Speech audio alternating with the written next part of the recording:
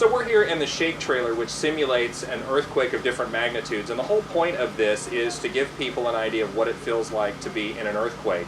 And we bring this out to different locations, and Dawn, you haven't been in this yet, but it'll be interesting to see what it's like, because you never know, earthquakes could happen at any moment. You don't know.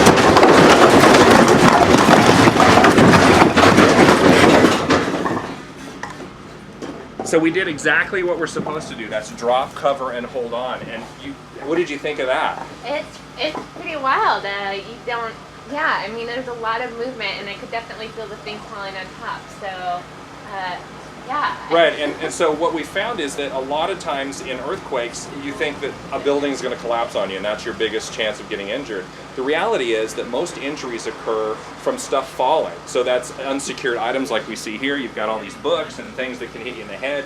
You can have a big flat panel television come down. You could have, you know, maybe a coffee pot or something off of the top of your refrigerator. So there's a lot of things that could cause an injury. So we tell people and we teach them, when the shaking starts, you drop, cover, and hold on. And if you can, get underneath something. And like this case, we can't get under the couch.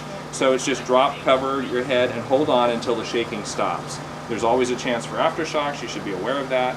And then after the shaking stops, that's when you take steps of deciding if you're going to evacuate or what you're going to do. Maybe shut off the gas because the gas main's now leaking. So it was a pretty wild first experience for me, so I have to say, you know, being new to California, that was my first time of even having something simulated that, and it is definitely an experience of just even trying to get down to the ground, and, yeah, it's a very interesting experience, so glad I had the opportunity.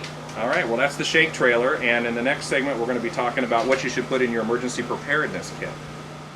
So we're here in downtown Sacramento where we're doing a demonstration for people on what it's like to be in an earthquake, and we're also teaching people what you need to do to prepare yourself for an earthquake or any kind of disaster. Joining me is Dawn Lindblom with the American Red Cross here. Thank you for joining me. Yeah, thank you. So what we want to find out is what is it we need to put in our kit that we would use in a disaster? Yeah.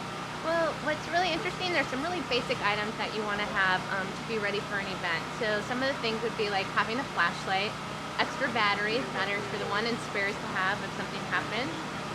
Things like making sure you have a 3-day supply of water.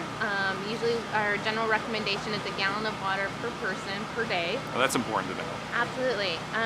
Non-perishable food items, so something, canned goods type of thing, and make sure you have your can opener. Yeah, that's really key. I know a lot of people are like, well, you're going to be in your car and stranded somewhere or whatever, and you've got cans, how do you get in them, right? Exactly.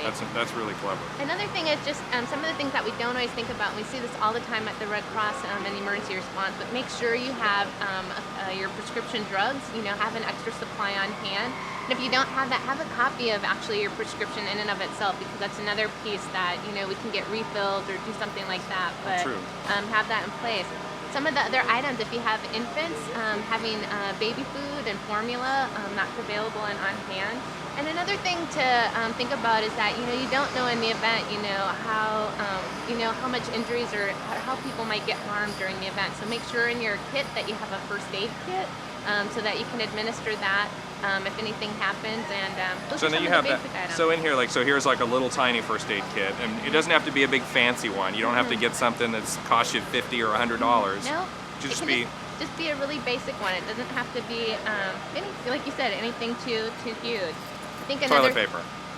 Toilet paper could be a handy item to have. You know, and people laugh about that, but it's true. You never know when you're going to get stuck, and you may need that, right? It is important to have.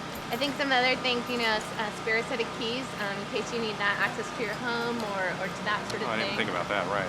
So a lot of good things that you can have. People can go actually to our website to find a full list of the type of items that you want to do to make your own kit. And it really doesn't take a lot of effort. Even if you do it as a family, for example, you could do one item per month or 1 week per month. Just pick it up when you do your regular grocery store run. And it's a good thing to have, you know, in the event of any type of disaster emergency that you're ready to go. And that's great. These are great tips. And it doesn't have to be expensive. You could just go around your house and just pick some things and put it in a bag and have it ready to go for whatever the disaster may be. Absolutely. All right. Well, thanks, Dawn. Thanks for showing us. And if you want more information, you can go to the American Red Cross website, which is www.redcrosscrc.org. And then we also have totallyunprepared.com, which is a place you can see some videos and some other ways in which you can prepare yourself in your house and secure your items if you're going to be in an area where there might be an earthquake, which is basically all of California. Thanks for joining us.